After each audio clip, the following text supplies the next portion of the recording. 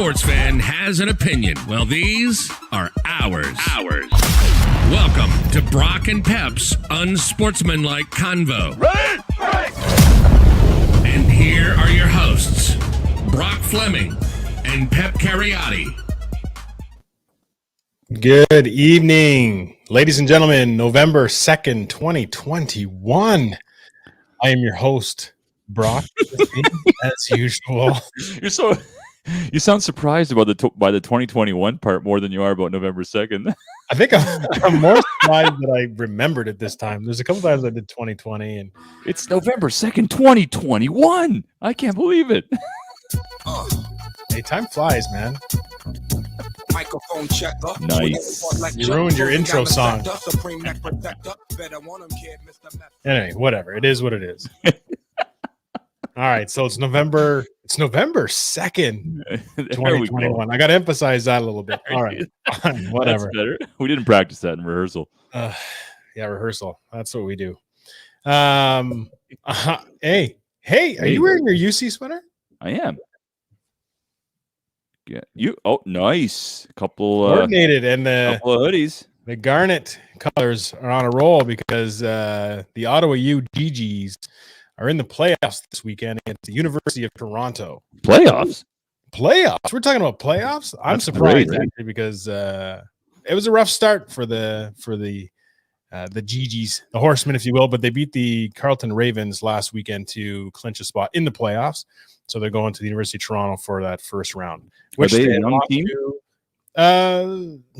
Yeah, it's a mix, like they got some young, but it's a new coaching staff, right? Really good coaches. Okay. It's still a weird season. It's only 6 games, and sure. It's a limited. It's like the OUA was like split in half, so it was like Ottawa, Carleton, Queens, Toronto, York. I think were like the 5 on the east side of the OUA, and then the other side. So actually, I think the west side is probably stronger with Western and Windsor and Mac and those teams. So it'll be interesting. Anyway, playoffs are playoffs. Anything can happen. They're heading to the University of Toronto. It's it's going to be a little bit, I don't know, I want to say eerie, but obviously that was their first game of the season where they lost, and that's when Francis Perron also passed away right after the game at that stadium. So it's going to bring up some recent memories for some of these players, and it might be a little bit hard to deal with for some of them. I think it works in their favor. I bet you it ends up working in their favor. They're going to galvanize and get together and do it for him. Play for him. I think so. I hope so. It's a good way to rally around for a team. That brings into something I'm going to bring up with you. I know, obviously, mental health and mental health concerns are big on your radar, and for personally and professionally. And we're getting into, when you talk about being surprised that it's November 2nd already. Well, it is November 2nd, and it's the transition into fall and the snow and the weather's changing. And I think this is a time where, mental health is something that people have to be aware of, because it can easily sort of turn on you when you start to go into this kind of weather. Is that not the case? Oh, well, for sure. I think, there's I always say that the worst thing you could do is self-diagnose. So diagnosing yourself with something without getting the proper prescription or, going to the doctor and actually finding out what you actually do suffer from is a really dangerous thing. So I think seasonal disorder is a thing. And sorry, I'm coming across as a bit of an echo here. Can you am I coming through as an echo? Okay. I don't know if that's just Curtis's system or what. No, because I'm coming through my own earphones too here. It seems to come and go a little bit tonight. So we forgive all our listeners if it gets choppy. Yeah, it seems to be coming and going. But back to your point, Brock. Yeah, definitely an issue. This time of year, less sunlight, more to deal with. A comment from a listener saying the clock's going back and it's pitching everything into the darkness. So it's going to, again, the sun going down earlier, it gets darker earlier, it's darker in the morning. It's easy to sort of fall into that. So again, like to echo, not because of the echo you have, but echo Pep's sentiment is don't self-diagnose, but also, reach out to people and talk about it and participate in the show if it brings any joy to your life. All right. I am by myself right now. I don't know if Pep's in the background. Anyway, I'm going to go over. It was Halloween for everybody who doesn't know. So if anybody who's not in a sugar coma or their blood pressure's through the roof because of the salt in the little bags of chips, you know it's Halloween. And I want to give a special shout out to a gentleman who put a lot of effort into his costume. And I got to tell you, it was probably one of the best costumes I'd seen in a while. Spot on. And I feel for him because he went to a party where apparently nobody knew who he was. And that's our own fact checker, Curtis Fleming, who went as the Ted Lasso. And for those who are in the video stream, if you are seeing this, this is a side-by-side comparison of Curtis and Jason Sudeikis, both as Ted Lasso. And if I had mixed these up and gave you money to pick out who was whom, I think you'd have a hard time doing it. So kudos to Curtis. Kudos to your costume. And the resemblance is uncanny. All right.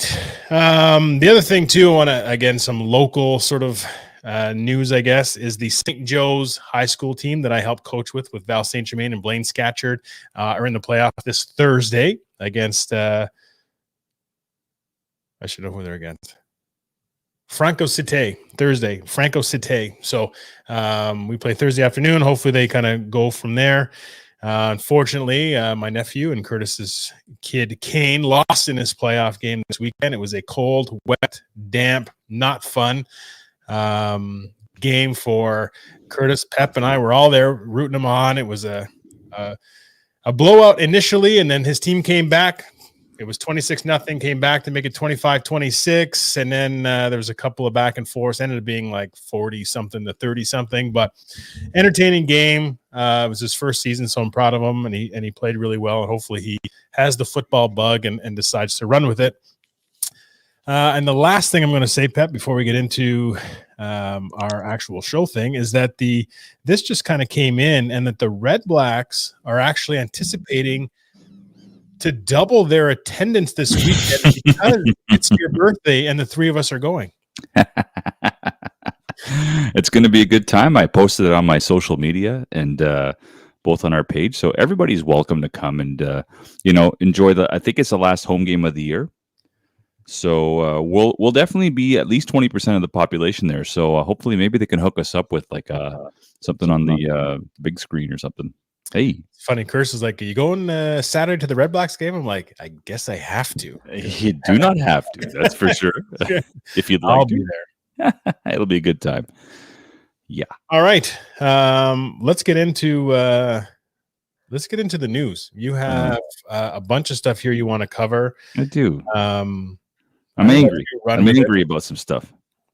Where's my? Do I have that? I gotta have your angry one. Yeah.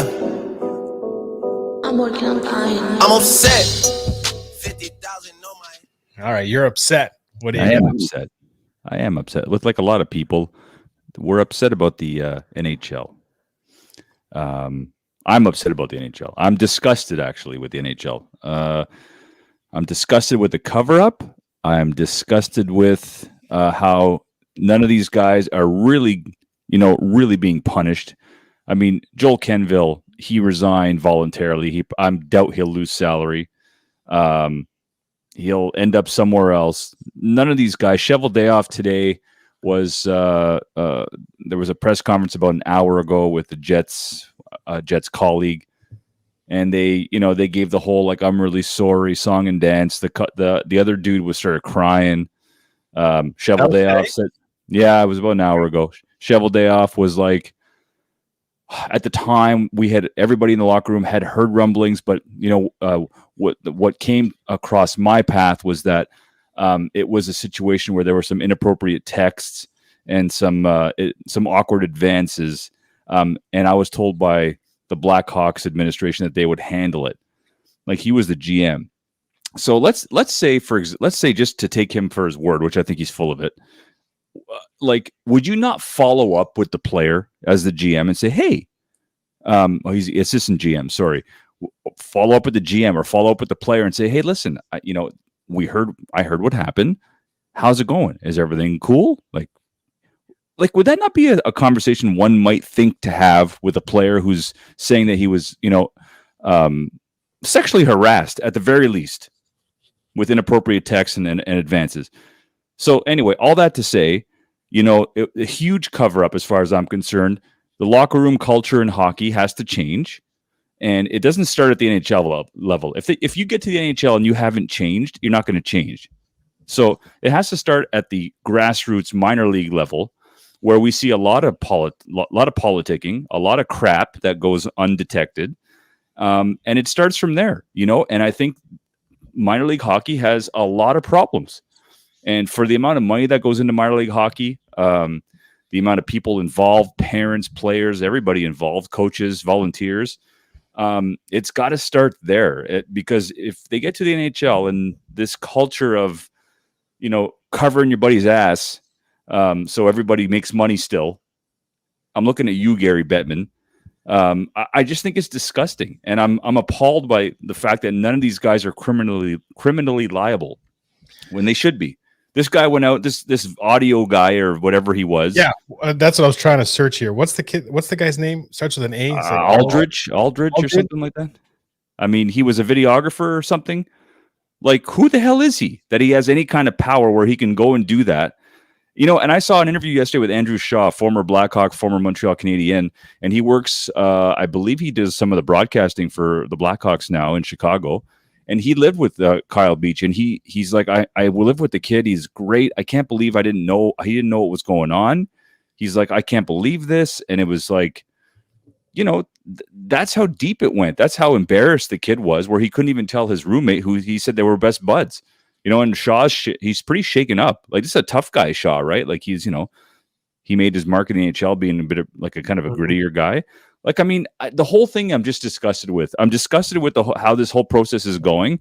And I'm disgusted with Gary Bettman, who I've never liked in the first place. This is the same dude who said hockey's gonna be a success in Arizona, right? Same guy? Right. We had a comment saying, how's Gary Bettman not stepping down? He's in charge of it all. He didn't hear the rumors, ? Whoever said that, we can't see the name of that, but whoever said that, you're bang on. You're bang on. This guy was sexually assaulted. No, I can't. I'm disgusted. I can't even talk about it. It's hard to talk about it when you get, like, I don't know, the more information you get from it, the more facts you get from this story. So I just started catching up on that today in terms of like really understanding what happened and what's going on. And it's almost an unbelievable story kind of thing. You know what I mean? Like, it's just like, how's that? When you look at a guy, even just the stature of the gentleman, with Beach being, again, an aggressive type hockey player, 20 years old. He's young, but at the same time, he's, he's a big, and then this little video guy who looks like he's about 5'0", like, with a baseball bat and the threatening that way. And you just think, from logistics, you're like, how's that? How do you not just lose it? But at the same time, you think, you're just called up to the pros. Yeah. You're kind of in awe of it all a little bit. Like, you're still sort of taking in. And then something like this happens. It's almost like, it's almost like you'd be like an out of body experience, almost like what is happening, almost like a Twilight Zone, like this can't be real sort of thing of what's going on, until like afterwards you're like, what just happened here? And to find out that there was another younger kid that was involved, a 16-year-old that was involved with like Hockey USA, that also had something with the same videographer, and now he's actually pled guilty and he's a registered sex offender now. And still, there seems to be. But that was after Aldridge won the cup, right? He won the cup, got his name on the cup, and then voluntarily quit to go on to this minor league team. Yeah. So like everything was on his time, his watch, which is disgusting. Brock, you played pro football. You imagine being in that position where you're 19 years old, you're in the video room. I'm not going to paint a whole picture here, but you're in that position where there's maybe thousands of dollars, if not hundreds of thousands of dollars at stake. And this videographer makes a pass at you or whatever the case is, and actually assaults you and says, you can go ahead and kill me because you're double my size. You can go ahead and to the media, but I'll ruin you because I know so and so and so and so, and I'll ruin your career. Like, and at 19, I mean, I wasn't ready to move out of the house personally. You're nervous. You're in a new city. Chicago is one of the biggest cities in North America. I mean, there's a lot to consider. It's not just like, hey, I would have dummied him. You kidding me? No. Yeah. 100%. Like it doesn't work that way. It's it's a whole other business. And when you finally get to that sort of level, and I mean, I don't take the CFL in the same professional breath as I would the NFL. It just is what it is. It's not millions of dollars or hundreds of thousands of dollars on the table for a lot of things where, this is getting to the NHL and getting to the NFL. These are life-changing as well. So as much as I can see it and understand that what you're trying to describe right now and the situation I'm trying to put myself in mentally to say, you know what, you're there. It is something you've worked hard for your whole life. You're kind of there. You don't necessarily know what to expect. And then these things happen. And it's like, a moment that, obviously when you look back on it, you probably would do things differently. But at the time, you're just like, I don't know, maybe even how to react. You're young, you're being influenced by, these people in your life in this team environment that are supposed to have your best interests at hand. And, is this the norm? Is this whatever? Yeah, exactly. I think that's even a bigger discrepancy, a bigger scale when you're talking NHL money and NFL money and all that kind of stuff, that it is legitimately life-changing, that it just adds to the issue. And he's on a team with Taves and Kane and Bufflin and like big name guys, right? Like he's and he's a fringe player for the most part. Like he wasn't going to come in and be a star. I mean, it's intimidating. Like, look, man, if I get a problem with my computer at work, I don't even know who to call sometimes. Imagine if I was sexually assaulted and I got to reach out to the hierarchy and determine who the hell it's just anyway. For me, the whole situation right now, the way it's going, the way it's being handled. I mean, these guys are getting off. Like they're getting off with no penalty at all. And I'm sorry, Joel Kenville. I mean, you resigned. You took the easy way out rather than face the fire. I mean, you just said, you know what? I'm probably going to be caught here, so I'm just going to resign. My whole locker room knew about it. They made jokes about it in the locker room. I mean, you guys are the leaders. You guys are responsible. I mean, it's hard to blame the players because some of those guys are young. Maybe they don't know exactly what's going on because Kyle Beach didn't go to them. He went above them to say, hey, listen, this is what happened. I mean, it's just disgusting. Shovel day off. That guy should be axed tomorrow. And his stupid it was just maybe what I heard. It was just texts and whatever, some awkward advances, and it was supposed to be taken care of. What? Yeah, do we not learn anything? Are you saying that's acceptable behavior to get a naughty text from a videographer? Right. Like what the hell's going on? All these things that these guys use as their defense or their argument against why they shouldn't. What a joke. It's the same thing over and over. Tell me you didn't hear the exact same thing from Joe Paterno when they were going through that kind of stuff. He died before we could throw his ass in the fire. Anyway, it's disgusting, and it's people abusing the power. And producer Mike and I had a conversation earlier about this kind of stuff, and it really is. When you look at Theo Fleury and Sheldon Kennedy and Graham James. Thank you. Yeah, I don't even want to say the other guy's name because it doesn't deserve it. But Sheldon Kennedy, and you say, okay, these predators. Sheldon Kennedy's not a predator; he's the victim. I don't want to say the predator's name because, again, I don't know. I appreciate that. Yeah, but these predators know how to pick out their prey. They know who's not going to say something or who's going to accept it. Who's happy to be there? Who's not happy to be there, but who's not going to rock their boat? Who's not going to be confident enough to come forward right away, or is more vulnerable, all that kind of stuff. So again, Beach is a big kid. They're big, but mentally, they know which one's going to bottle it up, going to just hold on to it, and 100%. It's scary in that sense too, of them being able to sort of pick that out. Yeah. In a person. Anyway,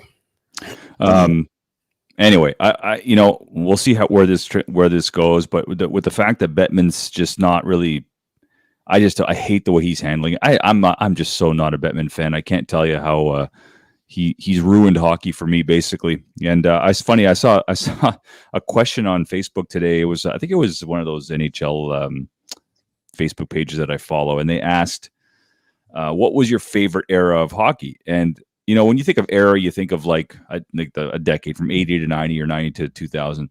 For me, it was 84 to about 95. For me, was the real glory years of hockey, where I really liked watching hockey. I was a kid primarily at first year of college by the time that ended, but that was my era of hockey, and Bettman had nothing to do with it.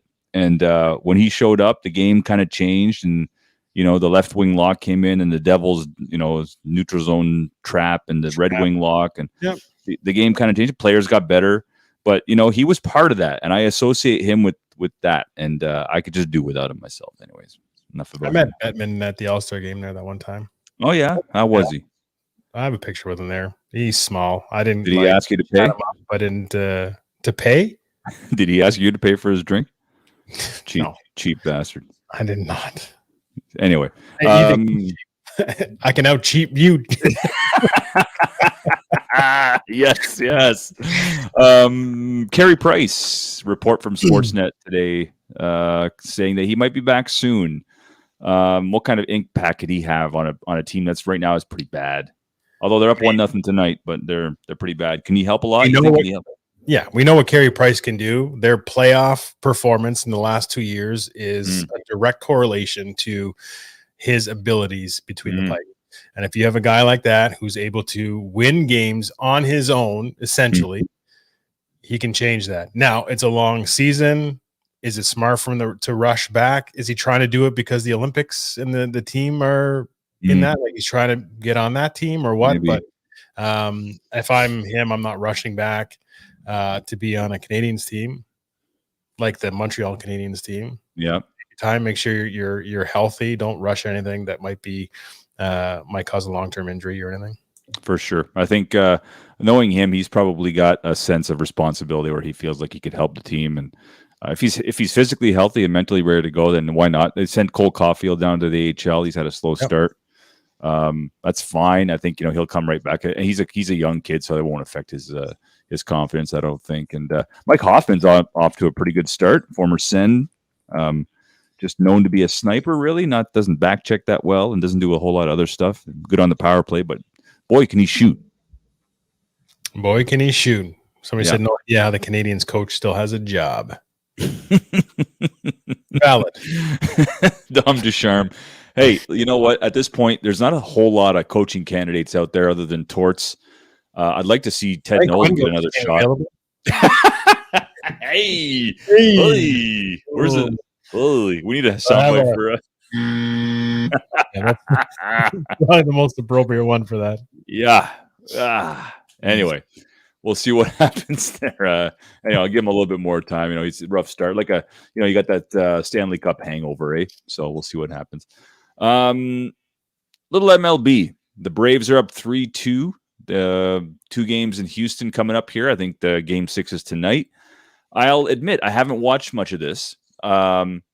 Largely because I'm disinterested with the American teams. Like as soon as the Jays are out, my interest kind of goes by the wayside. I did think the Braves they're gonna look like a lot like what the Washington Nationals did 2 years ago when they beat the Astros in the finals. If the Braves win tonight, they're gonna be bang on. But it's 2 in Houston. And Houston was the best hitting team in the majors, if I'm not mistaken. Do you have a horse in this race? Do you care if you just anybody but the Astros at this point? Yeah, which by default would be the Braves. But but even then, I actually thought I would watch more of it because Houston was in, and I would be cheering for the Braves or cheering for Houston to lose. And I will. If there's a game 7, I'll tune in for it. If it's late in game 6 and whatever, I'll likely tune in for it. I did tune in for a couple of the first games, Carlos Correa. I was kind of interested to see him swing the bat and stuff too. And I did the old, squint and be like, what does he look like in a Blue Jay uniform? Yeah, it's pretty good. I like it. So, if he happens to become available, great. But honestly, I haven't, I don't know. I don't know what it is, but it's I tell you, the Rogers Center crowd and the sound is so distinctive with the Blue Jays that it just, when I hear other stadiums, like it just doesn't have that same energy. Yeah, maybe. I don't know. Yeah, I feel you. I think there's a little bit of rose-colored glasses there that we're wearing, both of us. But it's cool. I think the problem for me, baseball, the problem when it comes to the playoffs, especially when you get to the World Series, is that there's no organic rivalries. Like, you'll see. I mean, heck, the Orioles and the Blue Jays hate each other. You'll see pitches high and in. You'll see feisty stuff on the bases. You'll see a little bit more drama. But when you finally get to the World Series, both teams don't have a real organic rivalry. And I think on top of that, you throw the fact that the game just gets slowed down to like a snail's pace, one pitch, and then the pitcher comes off the mound and he knows the entire world is watching. So he does everything he can to bide some time. And it really slows the game down. I'm not enjoying these bullpen games, like where every 2 innings there's a new guy coming in and there's a pause. Like the World Series games are taking almost 4.5 hours. It's too long. They need to be 3 hours tops, like a football game, and that's that. I mean, otherwise you'll lose my attention. So what I used to like, or what is kind of the most appealing thing from World Series, is when you're watching the American League team in the national park, where their pitchers that you don't see hit all season are now hitting. That used to be like the biggest draw, I guess. But like you said, it's just it's so slow. The rivalries aren't there, especially when you get to the World Series. All the stuff leading up to it, the Yankees Texas, and Red Sox, Texas and Jays ones, the Oriole 1-game series, like all those rivals are there. But once it gets to the actual pinnacle, the World Series, that's gone. It's a little bit gone. Yeah, it's a little bit gone. It's a lot gone. And it's funny you say that, because this is the final year for but it's looking a lot like it's going to be the final year for the DH, or for the no DH, sorry. So it'll be a universal DH probably next year. So this will be it for pitchers hitting. So actually the 2 games are in Houston now. That's it. We won't see another pitcher hit again, barring a blowout or something. I'm fine with that, I guess. Oh, yeah, me too. Watching them go up there and like figure out how to bunt or just take 3 pitches and go back to the bench is it's pointless. It's pathetic. And you know what? It's another dude that we get to see a home run potentially in the lineup. If you're paying a ticket and you're out watching a game, it's way better to see just another potential hitter hit one deep. As a fan, anyway. So we'll see what happens. The Braves can win it tonight. If they don't, I mean, it's going to be. I think Houston wins in 7. I think Braves need to win it tonight. Just really quickly, the Raptors have won 4 in a row. They beat a really good 5-1 Knicks team last night. Let's hear it. Yeah, baby. I'm really. Then they won last night without Scotty Barnes, which was even more impressive. OG had a huge game, 36 points. Freddie found a shooting touch. They have an interesting. Shout out to you and that Freddie for getting 19 points when I needed him to get 20. Freddie found his shooting, did he? 1 point. He did find his shooting.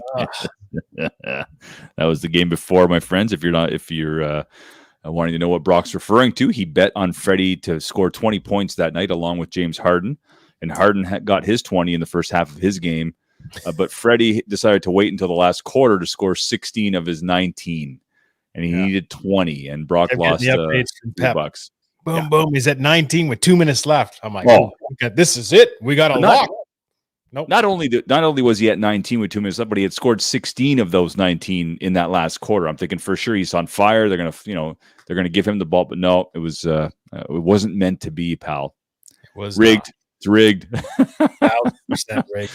The more sports goes on, and when you're betting sports, and when you're looking at, the 30 for 30s and point shaving and in college and all that kind of stuff, you're just like, you know what? There is too much money where not to be rigged to some degree. When you got that, what's the ref's name? Donahue. Not Donahue. Sorry. Yeah. Donahue. Is that Phil Donahue? It was Phil a talk Donahue. show. Yes. Now we're raging ourselves. There's a demographic that has no clue who that is. Sally, Jesse, Raphael. Anyway, okay. So, when you get, when the refs are involved, when players are involved, it's too much money being circulated for it not to be controlled to a certain degree. That's true. And we don't know what goes on behind closed doors with players and side bets and whatever. Like, who knows, right? Players. Andrew Kane might, but. Bros. You're gonna have a little old haymaker at Evander Kane. I like it. Anyway, Raptors 4 in a row. Very exciting. They're on a road trip now. That was the second game of their road trip. So a good start. And then this is all without Pascal Siakam. So there's a lot to look forward to. And we know Masai won't be afraid to pull the trigger if they're in the thick of things. What he does and when he does it is a whole other story. But you just never know. And a team that's maybe a veteran team that's like 500 or less, looking to dump some superstar, Masai might pounce. So we'll see what happens. New NBA rules are not rewarding offensive players for flopping. I'm loving every second of it. If you watch the last few years, James Harden and Trae Young and a few other players, they bait the defensive player to get off his feet, and then they lean into him, and suddenly it's the defensive guy's foul. It's ruined the game essentially. So good on the refs for calling it, good on the league for addressing it, but we'll see how long it lasts. These things tend to, like the NFL, right? They'll focus on one thing for a year, maybe 2 years, and then suddenly they just stop focusing on it, and the players go back to those old behaviors. So we'll see what happens. It's working though. Yeah. Yep. And they emphasize it. Oh, we got a Sally Jesse fan. I think someone just commented on those big red glasses of hers. Oh, I remember those big things. Yeah, those were the style back then. We had Sally Jesse, Raphael, Donahue, the Jenny Jones show. There was another Jerry Springer was right around that time. Oprah, yeah, Jerry Springer. Jerry Springer. Our student Marsha Wallace, who I don't remember her. Producer Mike just wrote Marsha Wallace. Crickets is right. 100%. Sure. No idea where you watch that. Is that up at the cottage? Is it Canadian? Wallace? Pippen today. Kind of took a couple of shots at MJ. Here's my take on Pippen. I'm not gonna pretend like I really like Jordan after his career. I think he's been low key. I think he's been kind of a dink, to be perfectly honest, after his career. But on the floor, no one could take away what he's done. Still a dink. I'm gonna take Pippen. I'm gonna take Pippen to task, though. I mean, dude, you're irrelevant. You're like. Guys are getting broadcasting gigs all over the NBA who have no business being on air, but they are. You aren't. So this is the only way for you to stay relevant is to criticize a documentary that's probably going to make you millions in royalties. And I don't know about you, B, but I didn't think anything of that documentary was derogatory to Pippen. Nothing. I mean, outside of that one stretch where he was, he wasn't happy with his contract, and I think there was one play where he should have gone on the court. I mean, all that is documented anyways. Like, I mean, just now it's in a documentary that you agreed to. So, I mean... Yeah, I think Pippen's also coming from a spot where he feels, look, yes, you did all these things, but he probably feels like, look, those don't necessarily all happen without me. Well, for sure, but what Jordan said, he's the best player he's ever had, the best player he's ever played with. I mean, what do you want Jordan to do? Like, you are better than me because you're not. So, I mean, like, what? Like, what do you want? I don't know. I gotta rewatch it. I gotta put notes down. I'm gonna rewatch it from Pippen's point of view. Yeah, you know what? That might if I had the time, I would definitely do that too, just to see where Pippen's coming from. But Pippen's also high a lot of the time. So Mike was saying that he blamed Michael for delaying his surgery as well. Whatever. Get over yourself, bud. Look, you got 6 titles, and it's all because of your teammate, and vice versa. Love each other, please. Love each other, man. You guys did something that will like you could have won 8 in a row together. Like you just, but what happened there? Why didn't it? Because Michael went on his little baseball trip. His dad told him it was his dream to play. His dad died, and his dad said he wanted him to play baseball, so he tried baseball. It was like his dad seen him play baseball? His dad was dead. I didn't mean in the pros. I mean in general. Big lanky. It's just the haymakers today. I'm loving the Flemings have been throwing haymakers all week. It's been awesome. He's got a face for radio, and he's not getting on TV anytime soon. No, God, no. And God, this is us talking here. Like we're on radio. I don't know why we're on this. There's got to be some sort of. I love it. You kidding me? Wearing these fancy glasses. They're Lacoste. Anyway, moving on to the. You dropping they're Lacoste. Idiot. Hey, let's crank the our NFL tune here, whatever it is. Fox.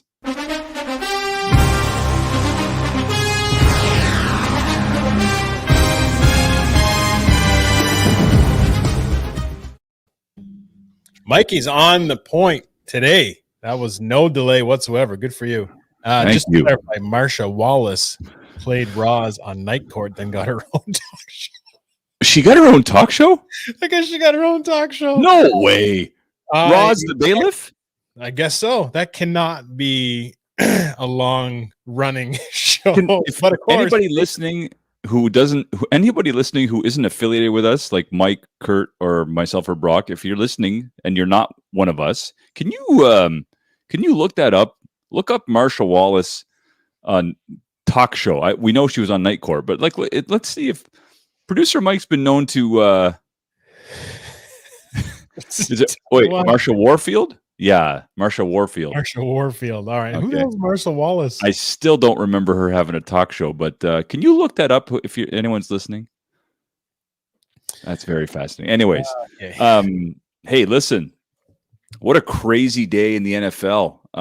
It was trade deadline day, but before we get to that, Henry Ruggs. Yeah. Good Lord. I mean, the Raiders were everyone's fancy pick, and then all of a sudden, the coach is like closet KKK. And then you see this with Henry Ruggs, DUI, which led to somebody dying. So, Mike Gatta, who's very well versed in like pretty much everything, he stated that in the state of Nevada, it's a minimum 2-year sentence, and depending on the circumstances, which I'm sure we'll learn. I mean, he's in trouble. Like he's not going to play again, and the Raiders are 5-2. I mean, I don't want to compare football to what happened, but I mean, it's a fairly big loss for them. No. Let's not worry about the Raiders' loss as much as, I mean, somebody lost their life. For sure. Lost their life. Even Ruggs to a point. I don't excuse. He's going to be traumatized. Yeah, he's going to be killed somebody. There's precedent of this kind of stuff. There's somebody posted a thing too. Was Dante Stallworth? Yeah, Stallworth had one. I mean, we can go to Danny Heatley, in those kind of scenarios too. It's a little bit different, but I don't know if he actually gets that minimum. Anyway, it depends, but there's more at stake than the Raiders season at this point too. Like the fact that you brought that up with Gruden and what his scenario was and actions and being out, like the Raiders season, this is going to be one of those ones they talk about. They say, we had such a good start, and then this happened and what's going to keep going, and it's just going to snowball, and their season's going to be done before we know it. But that's what these teams do. Teams like the Raiders and the Browns and the Lions, they implode because you need strong ownership. You need strong leadership. And I'm not just talking about deep wallets, because that guy in Jacksonville has deep wallets, and look at their organization. They all have deep wallets. Every NFL owner has deep wallets. You need to have like moral scruples. You need to have good, solid ownership, like the Ravens. Like it's no surprise that the Steelers and Ravens are always good every year, even if their teams may not be as good as they should be. It's no surprise that you look at the NFC and see the Packers always with a good, solid organization. New Orleans, good, solid organization from the top down all the way down to their coach. And you see a team like the Browns. I don't want to switch channels too quickly, but A team like the Browns, 3-0, everyone's talking about them. They're everyone's sexy pick. They made it to the AFC Championship last year, but the culture is it's a culture of losing or implosion, and now they're self-destructing. I mean, there's no way they should lose to Pittsburgh at home. Pittsburgh had no kicker the second half. They've got a 39-year-old quarterback who can't move. I mean, Najee Harris looks fantastic, by the way. They have overrated receivers, yet Cleveland couldn't do anything. So these teams, like the Raiders, it's a culture of like losing and chaos. And so a story like this, I mean, it's probably separate from a team's culture. These things happen to teams like that more often than they happen to other teams. Yeah, and I mean, it also stems from veteran leadership on the team, like guys who've been there for a long time. So the teams that you talk about, ownership to coaches, but it goes down into your leadership within that team.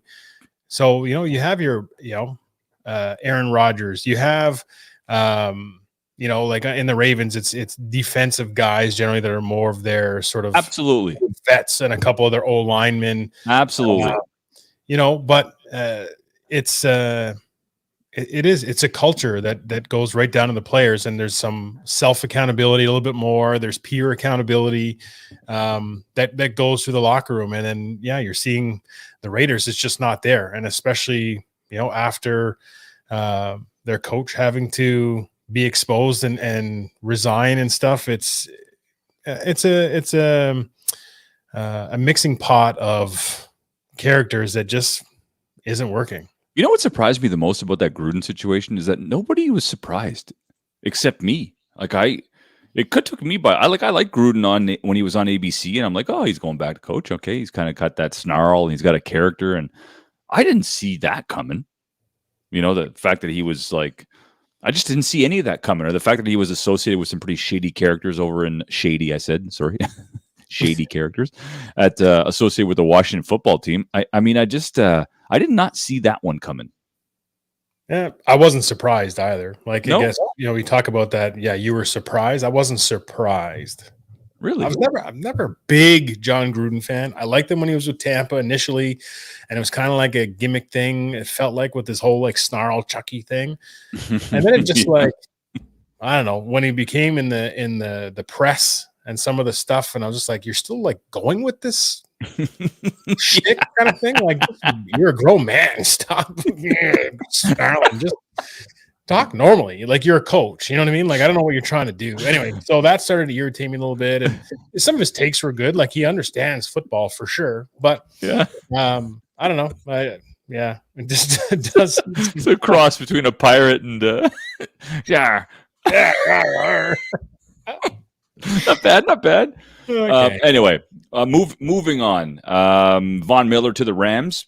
My goodness. Tell me that's not a monster trade. Their D-line is disgusting.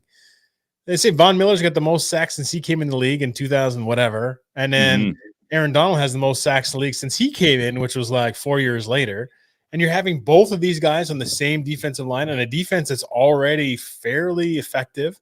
Don't forget what they got on the wide. Oh, their DBs. Their DBs are good. I like their DBs. Yep. The Rams are gonna be.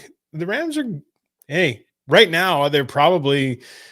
I didn't do my power rankings, but they got to be up there in the NFC. I know the Cards are still undefeated. No, the Cards took a loss to Green Bay. Oh yeah, that's right. Oh yeah. The Rams jumped them for sure because they lost to a Green Bay team that was without a couple of stud receivers for sure. So an already depleted receiving core, and Rodgers still beats them. Let me tell you though, the Rams. I'm a big fan of this trade. I'm a big Von Miller guy. I think Von Miller is character A+. He'd have a 99 rating on Madden if there was a character rating. He's the man. Great pickup. Rams are going for it, and let's hope this doesn't snowball or bite them in the butt, because they don't have any draft picks next year. They have a fifth and a seventh. So I mean, it's they're going for it because they are not investing in the draft. Now you can always trade back in. We've seen teams basically go in with no picks and trade back in to grab a third or grab a fourth or whatever. But I mean, that's pretty wild that they have no picks in the first 3 rounds.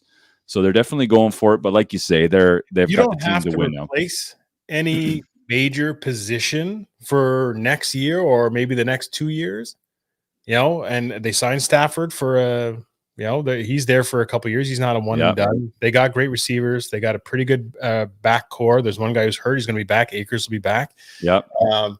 Their O line is pretty. They're good at all these positions, and I don't think it's like they're going to be without after this season. So you would have to make room for some of these guys you draft, and salary wise, you got to pay them and stuff with those first 2 rounds, especially because those demand the most money. You can get away with it. And like you said, now we say, okay, well, this guy's in his last year deal. We've got a Super Bowl already. Now we can trade him, get some picks back. And these other teams are sort of making those runs and taking the last year of guys' deals and getting picks back. Yeah, it's going to be interesting, and I would love to follow it a little bit closer. Now you bring it up, it's a great one, and let's see what happens. But it's hey, you do what you got to do, but I don't think it's as detrimental as we think. Yeah, have a 100% character rating. What? Give that Facebook user send that Facebook user some money. How about Melvin Ingram to the Chiefs? It's kind of the Chiefs are a disaster. We'll talk about the Chiefs in a bit. They're a mess. But they traded away Duvernay Tardif to the Jets, which I thought was did not hear that. Yeah, they traded him they got a player in return. Well, thanks, Yannick. I appreciate that, pal. They got a player in return. I think it was a lineman, but I'm disappointed that they traded him, and it might speak a little bit to the situation in Kansas City. It's a little bit of a mess, and it all starts with Patrick Mahomes, and what the hell is going on in his social life is, I think his girlfriend's a nut, and his mom, and he's a mess. He's a new father too, isn't he? Is he? I don't know. He's a hot mess. Mahomes, check your group entourage. There, entourage. It's just not helping you at all because he looks terrible. He made a jump throw yesterday, like it was a 100-mile-an-hour fastball. It hit Jerick McKinnon in the chest and it went up in the air. I mean, they beat the Giants by 3 at home. Last second field goal. Yikes! Yeah, I don't like this whole razzle dazzle like Steph Curry position at quarter. You're the quarterback. You got to make good plays. You want to be a gunslinger. This is exactly what's going to happen. So he's been unimpressive to say the least. Great trade for the Jets. Agreed. He's he's a Pro Bowl level guard. Yep. But he's also a doctor, and their injuries are through the roof. So you might as well use him for two-fold. But anyway. Oh, nicely played. Nicely played. Yeah. A couple of trades that didn't happen, I thought were surprising today. Deshaun Watson still a Houston Texan. Hey, I want to get memo to all the teams who are wondering what's going on. Deshaun Watson went to massage parlors and tried to get girls to play with him. That's exactly. I'm not sure what there is to investigate, and they said no. It's not rocket science. Why would you even attempt to trade for this guy? Why is he still in not suspended? Anyway, he's staying in Houston. He's not going to play most likely. What do you think about that? Why is he still a Houston Texan? You know what? And I will respect the Houston Texans for keeping him like that. It's basically like if you're accused and they say, you know what, we're going to trade you to Miami. You're going to go and you're going to start a new life in Miami. You're going to, be the starting quarterback, maybe have some success. You're getting, paid and whatever. What kind of punishment's that? What kind of punishment's that? What kind of repercussions is that for? And Houston's like, no, the hell with it. You're going to sit here and you're not going to play and you fade off into the nobody cares. You know what I mean? Yeah, no, it's good. It's good. That's the only thing that I like about the Texans organization right now is what they're doing with Watson, saying no, the hell with it. And it's not like, hey, we need to get rid of this guy because doesn't want to play with us and we're going to take any trade. The rumors of the trades were like Christian McCaffrey and 2 first-round picks or something like that for Watson. This would be a trade that gets vetoed in my fantasy football league. Like, it just doesn't make any sense. And he's like, no, like or whatever. It didn't go through, but they're just not going to take anything for him. And I applaud them. Screw it. Keep him on the bench, keep him on the sidelines, keep him away from football. It's I kind of like it. You know what? From that perspective, I'm cool with it. I mean, I wouldn't trade him.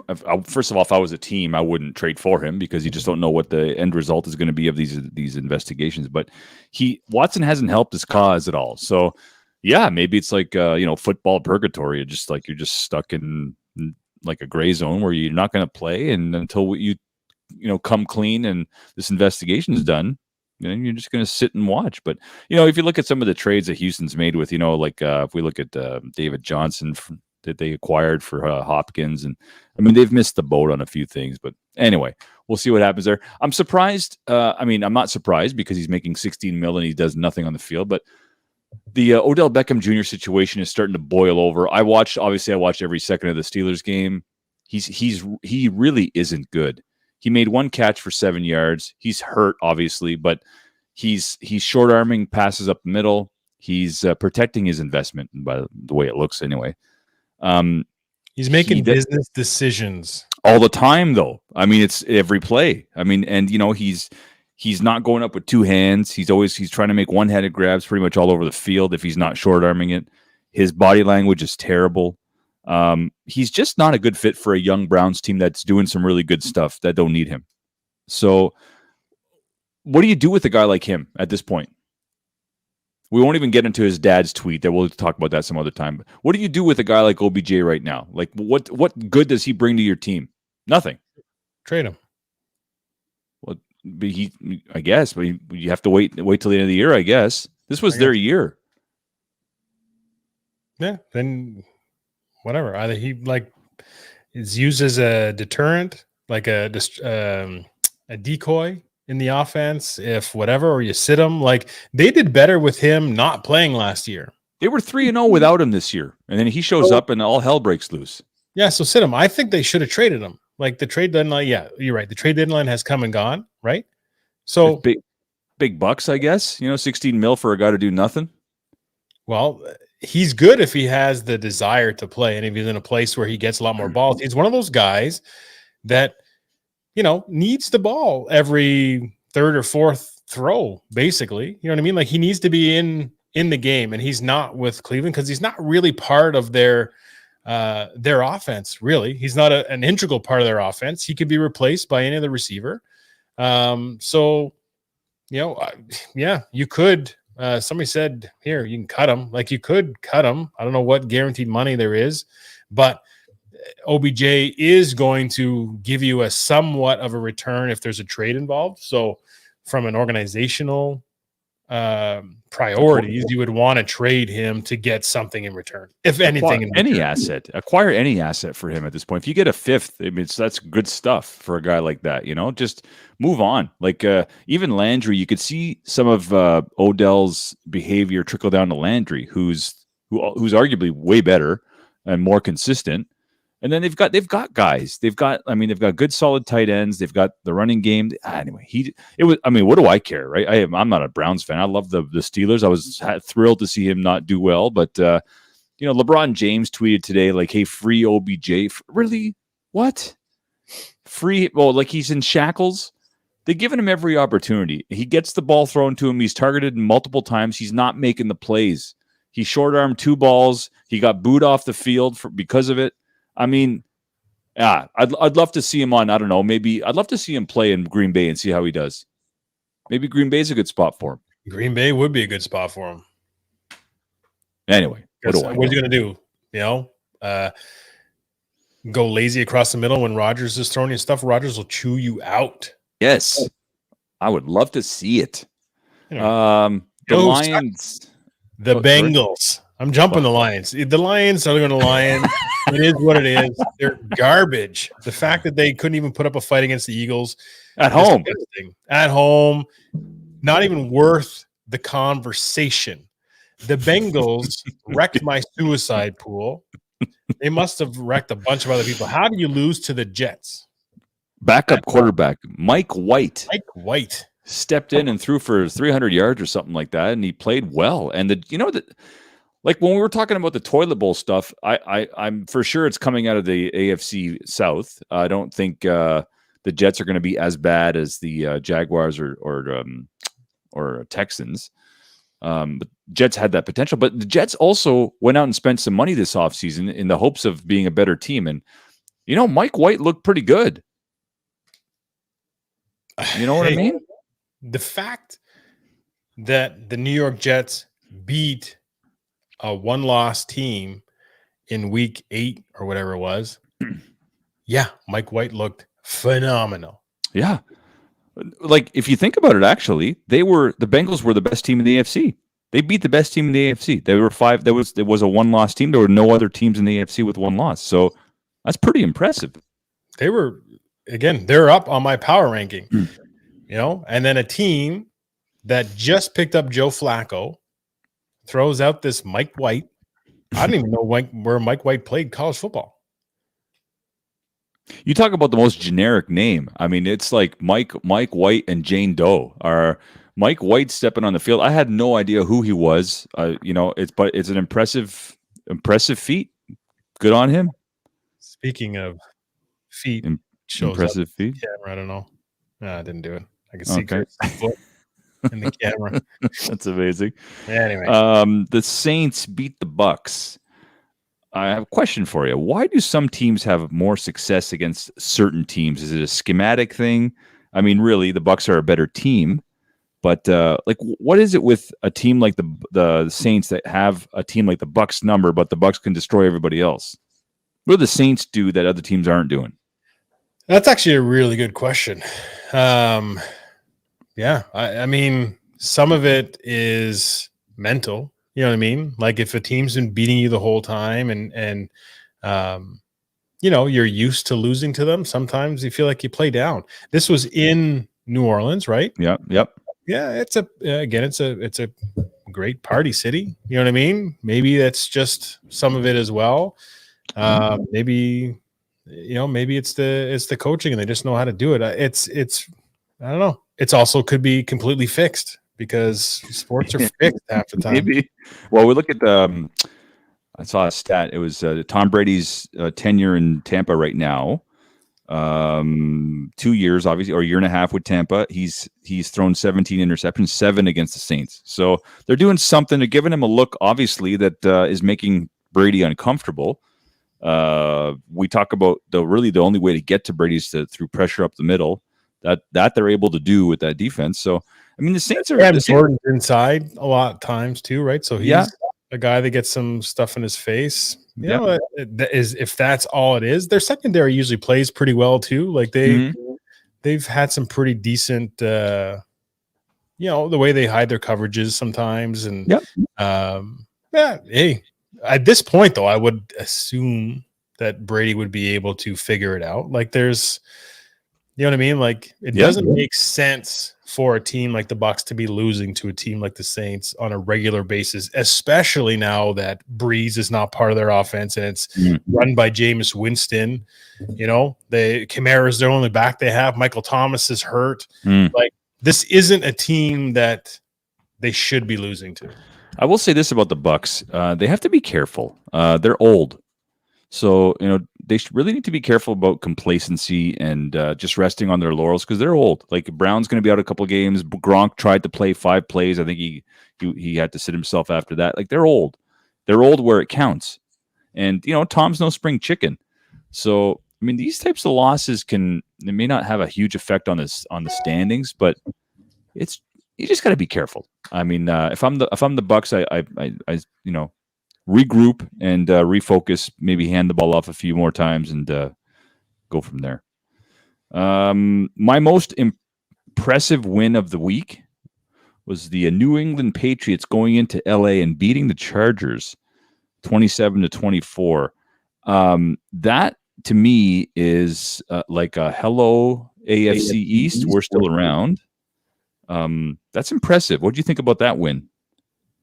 Yeah, hey, it was another error on my part when I went to pick teams.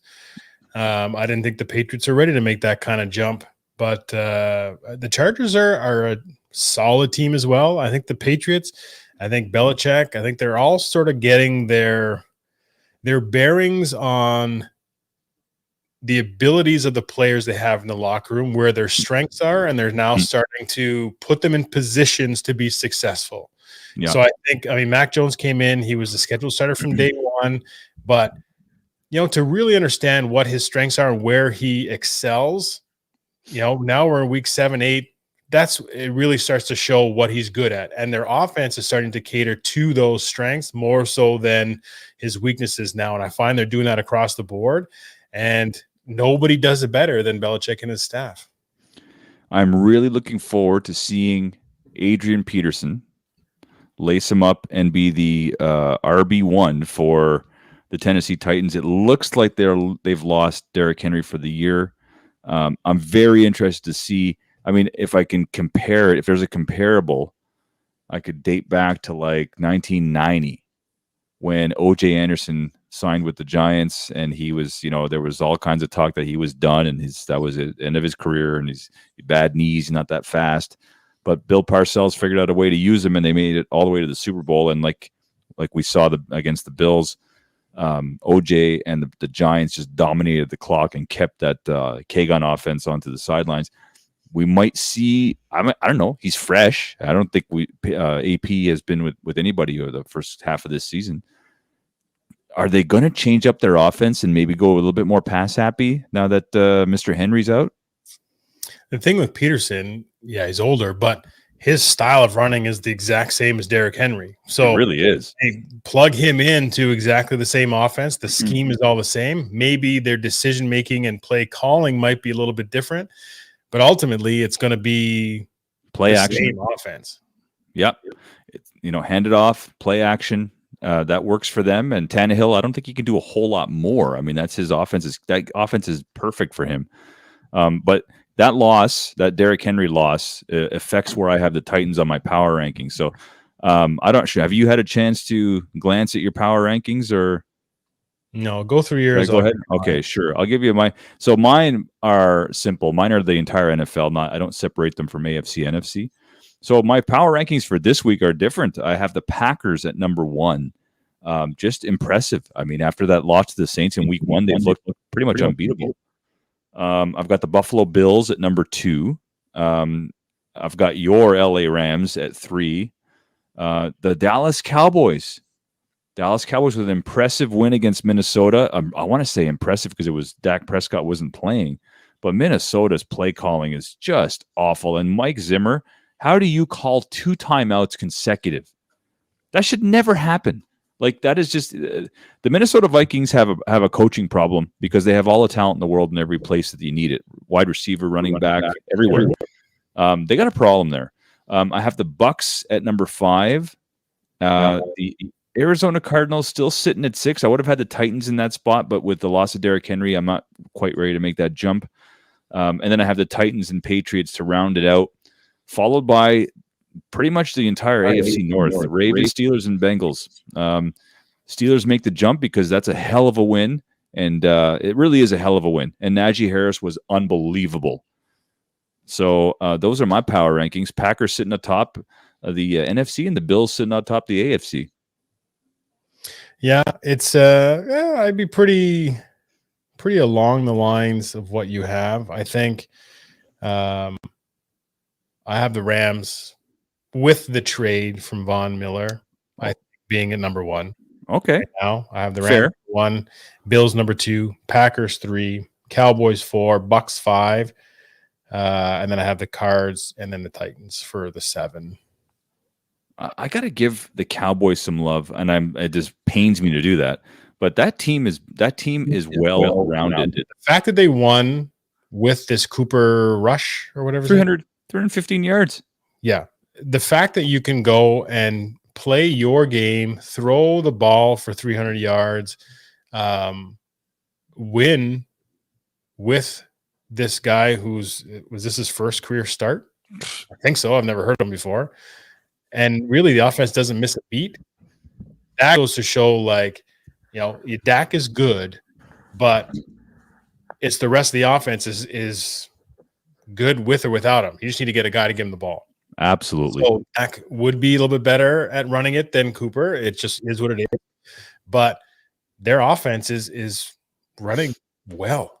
Sure is. And the way they use Zeke and Pollard in the backfield is a lot of fun to watch. Their offensive line, again, I'm not a big fan. Their offensive line is right up there, and it's always been one of their strongest aspects, and they've always got just studs, like just freaks of nature. Zach Martin's the best guard, and Smith, Quentin Nelson. Tyron Smith is having a comeback year. He looks so agile. I mean, they're doing all this without Lyle Collins. So I mean, it's pretty impressive. Yeah. So yeah, they got to be right up there. So I have them at number 4 right now. The Packers, what they've done without a lot of people, is what's being really impressive for me. The Bills, no doubt, well-rounded. I think the Rams are also well-rounded and even better now that they've just picked up a very, very big piece on the D line. Is going to wreak havoc, and I think that defense is going to really step up even more so. So I had to give them the edge. But yeah, there's some good teams. Yep, it's going to be a great week. Bears at Steelers on my birthday. What? I'm looking forward to a big win. I don't even go for the sound anymore. What? Hey. All right, look. I think that's the time we have for today. So we're going to get out of here. I want to make a quick shout out too. Tomorrow is James Scott's birthday. So my mom's significant other, it's his birthday tomorrow. I didn't say it at the beginning, so I want to make sure we say happy birthday. Hey, happy birthday, pal. We will see all those at the Red Blacks game on Saturday, is what we're hoping for. 4 o'clock kickoff, guys. Come have a beer with me. And for anybody who plays football, as kids in football, the Canadian Football Institute, that's our CFI, has started registration. We have the winter program back on starting this January 9th, Sunday mornings from 9 to 11. So join anywhere from 7 to 12, 13 and up. If you're looking for football training, get on the www.canadianfootballinstitute.com and register today. Best in the business. We are getting out of here. Producer Mike, appreciate it. Yep, as always. Oh, no. Marsha Warfield. It's been validated. Good Lord. All right, we're going to Justin Timberlake and Chris Stapleton. Outstanding. In my heart somewhere, I won't go there. Still I don't go there. Everybody says something, say something, say something, say something, say something, say something. I don't want to get caught up in the rhythm of it, but I can't help myself. No, I can't help myself. No, no. Caught up in the middle of it. I can't help myself. No, I can't help myself. No, no, no. Caught up in the rhythm of it. Maybe I'm looking for something I can't have. Looking for something I can't have. Maybe I'm looking for something I can't have. Everyone knows all about my transgression. Still in my heart somewhere, there's melody and harmony for you and me tonight. Oh, I hear them call my name. Everybody says, say something.